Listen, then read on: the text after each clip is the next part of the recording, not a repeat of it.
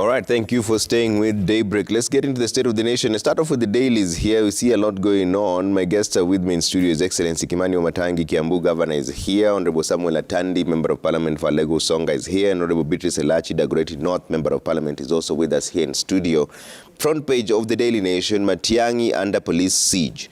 Night of long knives. Former Interior Minister Fred Matiang'I was a man under siege last night, amid reports that police had raided his home in Karen right here in Nairobi. The reason for the siege, however, was not immediately clear. What we know now is that his lawyers are proceeding to court this morning to seek anticipatory bail. Atandi, I'll start with you on this. When you see such headlines, what comes to your mind? Is this political vendetta, or is nobody above the law? So the law, everybody can be arrested at any given point.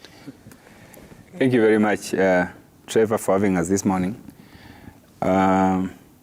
First of all, Trevor, you know, what I normally say is that when Kenyans go to elections and they elect a new regime with new promises, their hope is always that the new regime would act differently from the previous regime, because new regimes are supposed to be progressive from the previous regime. But Trevor, when you see such headlines, you tend to think that the regime that is in town is a regime that is hell-bent on persecution. This is pure persecution, nothing more, nothing much. Pure persecution, because the era when police raided your home at night and tried to arrest you at night, when we know very well that at night there is no court in session. I was very surprised when I heard the police were at the residence of Dr. Matiang'I at night, and it forced our party leader, the Right Honorable Raila Amolo Odinga, to visit that home to see for himself what was going on there. We want to say that this regime has not learned anything from the actions of the previous regime that was accused of persecution and tormenting political opponents. Whereas the regime had promised us that they were going to act differently and they were not going to be involved in such kinds of activities. We are surprised, and I'm happy that the chief whip of the ruling regime in the Senate is just coming in. This is persecution, complete persecution, and we urge a regime that was elected on the backbone of Christianity and prayers should be involved in such manner of activities.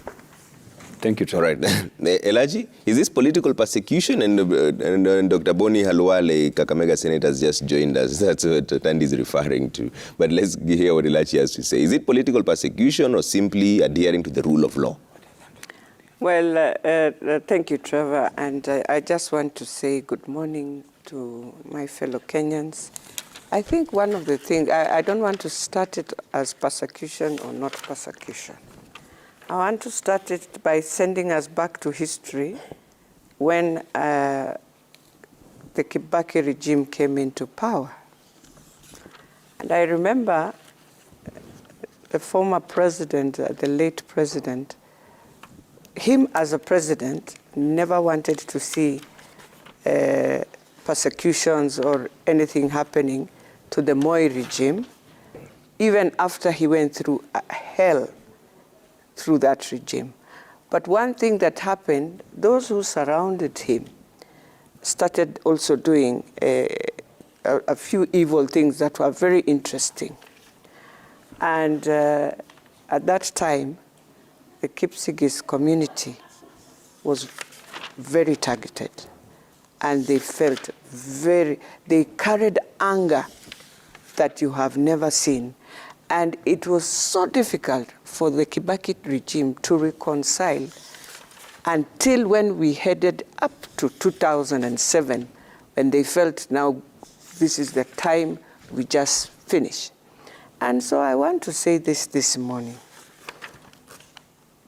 As much as you would want Matiang'I to go and answer questions, I don't know which ones, they know better, you do it in a way that anyone will do it. You go daytime, you summon him like any other Kenyan, and let him go to court and face the charges, the allegations you have said. But to now start again a raid of night, it brings a chill to students like us who remembered the days of Moi. But one thing I want to say, the president promised us at Kasarani, it was full of religious leaders, Trevor. And he said he would never want to run the country the way the previous regime did. And everyone believed in him because he has come through a platform that believes, number one, in the Bible, that believes there is God in heaven that can do ventures.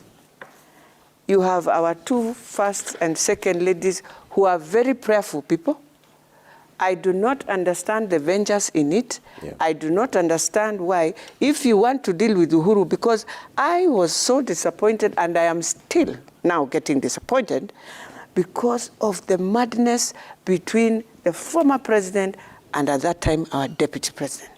That you have put people into a conflict they never understand, and they are becoming enemies to each other without knowing, why am I your enemy? Why am I not supposed to speak to you? Why would you return us to that time? And we felt so disappointed. We felt I could not work because you are being followed everywhere.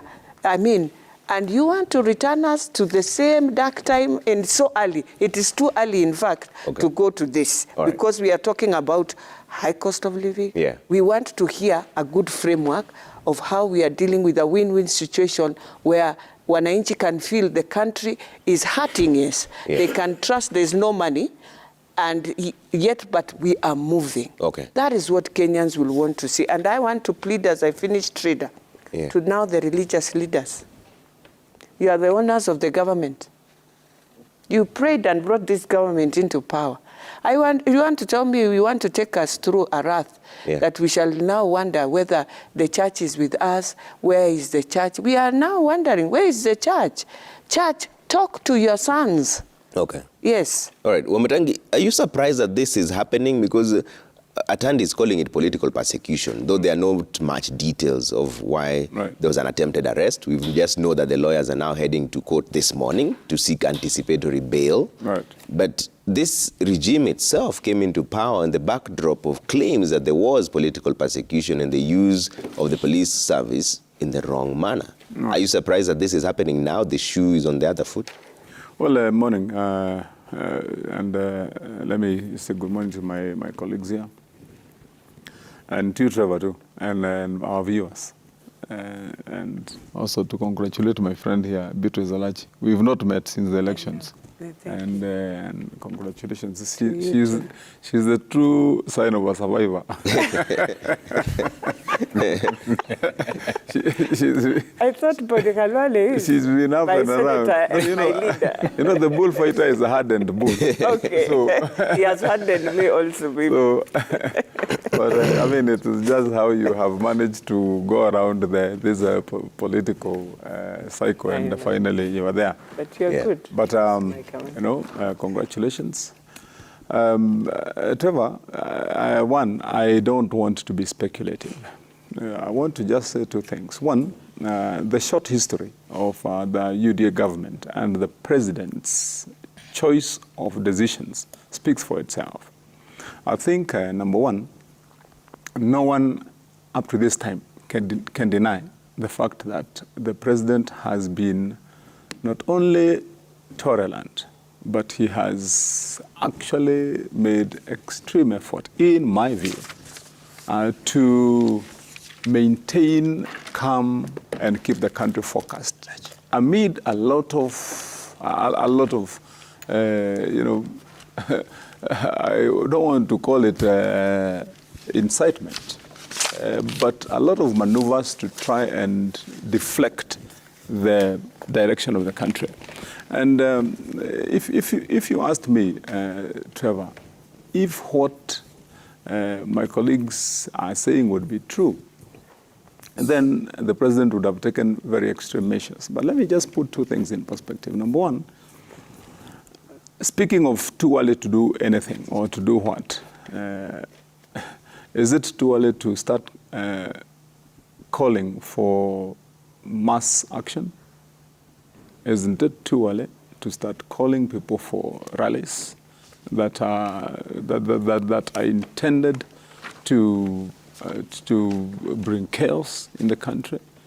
Is it too early to start making claims that disjoint the focus and indeed even misinform the truth as to how things have been done? Ask yourself, Trevor, and we were here, I think, 2 weeks ago or 3 weeks ago, and there was this so-called dossier of some guy coming from some place and coming to lay claims all over that there was cheating in elections, and now we know that this election was like that. You know, matters that we know, Trevor, that we have been through that bit, and we finalized with the Supreme Court itself having closed this chapter, using our democratic constitutional processes to say that this chapter is closed, the country moves on for the next 5 years. But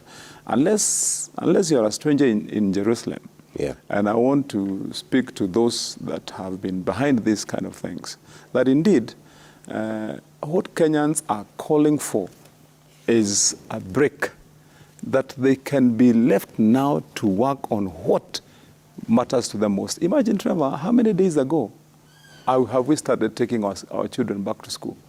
And parents cry right now, and the whole country is about where do we get money to pay for school fees? Yeah. You know, the problem of the country right now and our people, after the long drought, is how do we get to put food on the table? After this country has suffered the kind of suffering we have gone through with high inflation, with the debt that we have right now, with the cost of living absolutely and unsustainable to the ordinary Kenyan. What are Kenyans looking for? And then you find that there is a small group that retreats and says that what we want to do right now is to self-seek our interest and start political turmoil. And that's why I say, you know, I don't want to speculate at all. It's good to wait and hear what the issues are around, Matiang'I. That will come and it will go. My question would be, and I hope that this comes to be settled, that what we need now is to get our country moving. I would want to urge all the past political players, you know, failing to win an election, failing to have gotten what you wanted through a process you subjected yourself to. The best thing you do is right now, agree that we have matured as a democracy. Yeah. And this country, we have tasted the bitter fruits and outcome of failing to recognize that if there's a way we'll take and ruin our country. You know, I just want to settle at that. Okay. There has been, you know, a lot of undercurrent, if you ask me, and we have been there in the political, arena. I believe that right now, and I would want to urge the president, keep focused.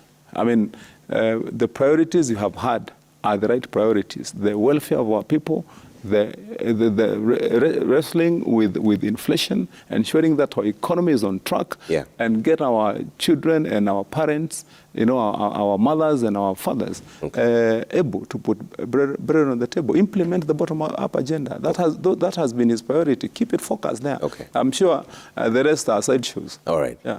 Dr. Alwale? What? Good morning. Good morning. First of all, thank you for making time. Yes. So there's a question on Matiang'I's under police siege. It's on the front page of the Daily Nation. What do you read into it? Before you came in, Tandy was saying this is pure political persecution. Is it political persecution or the rule of law simply being applied? And this is the second time, I believe, we are hearing of anticipatory bail. The first time it was in the other regime, where people sought anticipatory bail before they were arrested. You go to court, seek anticipatory bail, you don't even know why you want the bail because you feel you're going to be arrested. So is this political persecution or simply the rule of law from where you sit? I see two issues here. Yeah. I see the role of us politicians and the role of the media. As far as I'm concerned, I can't speak for the media, but clearly looking at the headline in the Nation, it has nothing to do with what is in the body of the story. You've read the body of the story. The body of the story they are telling us they are planning to raid the home of Matiang'I. In the body of the story, they are saying they hear from some source that it could be something to do with the Ethics and the Anti-Corruption Commission. In the body of the story, the politician comes in. So because of that mix-up of issues on a matter which ordinarily should be treated as sensitive, and I want to agree with my brother Atandi, the media should be objective and not sensationalized. The politicians should speak to issues that have taken place, not what they imagine might take place. Precisely what the former Prime Minister has done in the body of the story. Having said that, I want to affirm that the role of government is to protect property and protect lives. And therefore, if the government is making a move, it could, on a security issue, it could very well be that either of the two is at stake. So the right thing for us to do is to keep quiet, we be patient, nobody's dead, nobody has been beaten, no tear gas has been lobbied, the way the Uhuru government used to do to me and many others under the instructions of Matiang'I. Nothing has happened. When something happens, then as politicians we will be invited to comment. The bottom line is that the president has sworn and assured the country and demonstrated that he will respect the rule of law. A police officer carrying out an investigation at a suspect's house is within the definition of the rule of law. The fact that you are formally the high and mighty does not mean that if you stole money when you are in the office, nobody should ask you. I have finished. You said it's under the rule of law, you say, but this happened yesterday at around 10:30. Is that fair in your assessment? 10:30 in the evening, there were vehicles outside Matiang'i's residence, our cameras were there. Yes. Nobody spoke, nobody said anything, he was not arrested. Now they're going to seek anticipatory bail. Is it within still the rule, you still believe it's under the rule of law to show up at a suspect's house at 10:30 p.m.? Under the police code of carrying out their function, I'm not too sure whether within that code there's a provision that a police officer cannot investigate a suspected scene of crime beyond 5 p.m. in the afternoon. The police, to my conviction, is free to investigate at any time. And personally, I have been investigated many times at night, including my home in Malinya, including when Matiang'I came to me to arrest me at Panari Hotel, when I was watching football at a match that had started at 11 p.m. in the night. Is perfectly in order. But even what is not in order is to use force. But if in the process of investigating they feel that, supposing they were to come at night and I can see ACCs there, probably the man might be holding, for example, money in the house, and they think the best time to get hold of the money is at that time when the guy is in the house. Is okay, so long as they don't use force. So you don't have a problem with this? I don't have a problem until something wrong has been done. Okay. I'm yet to be told by the media what it is that was wrong. Okay. Yes. Atandi. Now, I believe that the problem in this country are us politicians, because we are always opportunistic. When we are on the wrong side of the law, we make noise and we complain. You know, I'm surprised that my brother Boni, who is one of my senior politicians in this country, actually successful politicians, who has been also has been the person I would call as a human rights activist, because Boni Alwali always, in the past, has always stood on the side of Kenyans, ordinary Kenyans. And it is true that he has been persecuted in the past, or he has been harassed. But to now support the same harassment because he's on the side of government is something that really baffles me, because, you know, we need to get to a stage where we can say this is wrong, whether I'm on the side of government or not. What is happening, Trevor, to Dr. Matiang'I is not right, because first of all, you know that he was on the side of the opposition. He did not support this government. That is the main reason why I am sure the police is being sent to his home at night. There's no other reason. If he was on the side of Ruto, he would not be facing some of these issues. So the truth of the matter is that the government is politicizing application of justice. That is the most important point here. And I also want to add that my brother Matiang'I is saying that it is too early for us to begin to engage in political rallies and demonstrations. It is not early. Actually, Trevor, if you remember, we have been very quiet. We gave this government an opportunity to begin work. But when they were elected, the first thing they did was, first of all, to go for IBC commissioners. You know, instead of beginning to run the country, the first thing they do is to begin to hound out the commissioners out of office. So were we supposed to keep quiet and allow them to do that? It is not too early, my brother. We are simply responding with the same force you are applying on us in terms of trying to undermine commissioners that you thought did not support your regime. We are simply reacting. And what we are saying, Trevor, is that these rallies are legal. We are doing them because we believe that this is the only way for us to engage in opposition. Remember, Trevor, the president has always told us that he wants us to engage in opposition. He wants a competent opposition. I think we are now competent opposition. We are not going to be taught how to oppose government or how to oversight government. We are going to do it in the best way that we think is right. And one of the ways we think is right is to engage in political conversations with Kenyans across the country, which we think is going to enable us to achieve the mission of our oversight and opposition roles as is established in law. Thank you. Okay. Elachi, do you think the timing of this whole standoff, in as much as there's very little details about it, but the timing of it all, does it lead to a situation where the government does not want dissenting voices to rise up? Because it's just the other day he spoke about this whole running of the government, but before that he was quiet and nobody came to his house. But now that there was a statement he made, I think it was during Magoha's Requiem Mass, there's action almost immediately. Is the timing suspect, or are we reading too much into this? Well, I think, one, I wish we had calmed down and just take it over until we bury our icon of education, Magoha.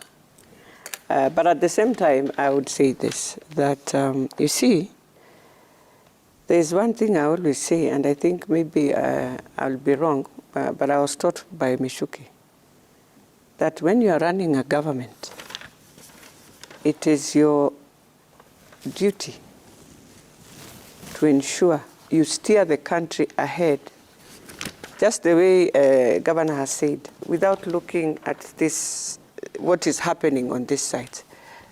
You have to be very partial because you run a government where all Kenyans are there. I don't know whether, as politicians, why we refuse to ask ourselves why 8 million people never voted for any side. It is because they also saw they did not like the presidential candidate on our side, on this side, and so they decided we are not doing this thing. And so we assume so much that, yes, you're running a country where you should know you had 7.2 million votes. You had 8 million people who rejected us both, and you have another 6.9 who rejected or who voted differently. Not rejected, but voted also differently. Now, you come into this country definitely with all the challenges you find. We have COVID, we have all this. The best you do, you steer it back to the right direction, as I said and as I started. Yeah. You come and you give us an opportunity. You've told us we are opposition. We must check you. You've given us the right. How the framework of checking comes in should not bother you. You must steer the country. Don't be dragged into how the checking of the opposition is. The biggest thing I have said, as opposition, we will do the conversations with Kenyans, but we will understand and remember always, it is our country, Kenya. Okay. We cannot allow it to go into anarchy. We cannot allow it to destroy properties of people. We cannot allow, when we are in those rallies, after those rallies, you come picking and snatching people their things and destroying their things. That one, I will never allow, I will never agree. It is none of the values that we carry in terms of doing. But because you said the best way I would wish is to have a strong opposition. Now that opposition feels when you go for rallies, you do a conversation with the people. Okay. And that's what they are doing. You have given them the green light. All right. So I don't know, if you want to change the green light, then there must be another way. Okay. But the best way, you have said, I need an opposition that checks. That opposition that checks you, this is how they are felt, that's the right framework. But the other thing I would disagree is we don't need to abuse. We just need to deal with issues. Okay. And so even for us, ours must be issue-based. What we see, this is wrong, so that the government can say, yes, we feel this is wrong. If it's in education, the same way now parents are crying, yeah. We are unable to run junior high school.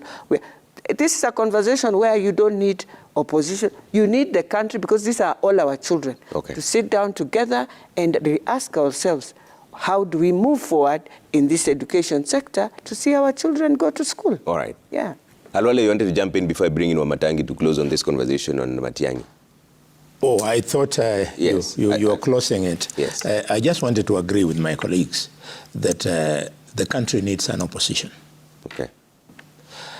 The Constitution contemplates that at no time in this country shall we ever have a government which doesn't have an opposition. And that's why clearly, even in Parliament, we have the leadership of the majority, leadership of the minority, signifying acceptance that there is multi-party democracy with the ruling side, government, and the opposition, the minority. Having said that, my brother Atandi, welcome to the world of politics. Being in the opposition is not limited to and does not necessarily mean doing rallies. You are resorting to rallies because you've lost it out in Parliament. In Parliament, you have approached us in the first session of Parliament 3 times, and we have beaten you hands down. Now, because your voice is so weak in Parliament, both in Senate and the National Assembly, you want to go and run to the public, which is okay. But the problem is, when you go to the public, you are not going to practice an attempt to educate the masses on how we are failing as government. Instead, you're going there led by the former Prime Minister in telling the public that A, there is no validly elected president in Kenya. That B, the person who is saying to be the president actually lost the election. And C, that you don't recognize him. That is not practicing opposition, keeping the government in check. That is inciting the public. And because your party leader, or coalition leader for that matter, has the bad manners in the past of even going as far as swearing himself in as president, he should also be prepared that he now, as he proceeds with breaking the law, he is going now to be subjected to the letter and spirit of the Constitution, which contemplates swearing in as a treasonable offense. We want to urge Atandi, as you practice opposition, you do exactly that, but not use the opportunity to incite the masses. It's very, very important that it be clear. Okay. If there was any intention to either harass or make it difficult to discharge your duties as opposition leaders, you would have seen interference with your rallies. Okay. So far, you have not seen any police officer beating up people. You have not seen tear gas. You've been allowed to have your peace. Okay. We want you, while you're having your peace, to also be responsible in your pronouncements the way we have for the last years been very responsible when we are criticizing government. All right, I will take a quick commercial break. When I come back with Matiang'I, I'll give you a right of response. Atandi, I will give you a right of response and also come to Matiang'I just a bit. But let's take a quick commercial break. We're back.